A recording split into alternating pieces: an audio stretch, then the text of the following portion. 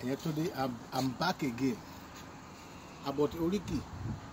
Farouk, thank you. You don't recall me. I want to talk about Ori. Ori la babo abafo ìṣàsílẹ̀. Ìgbà tó rí ń gbé ni kí ló ṣà ń fúwò.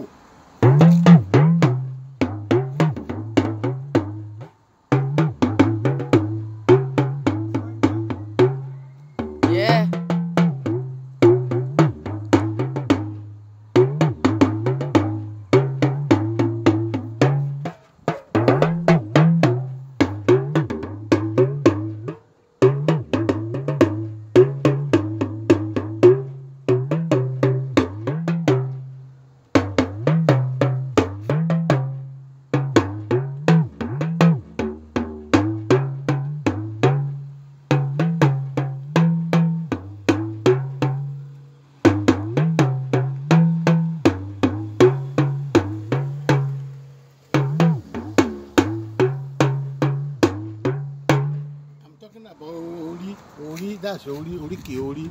Thank you, Farouk.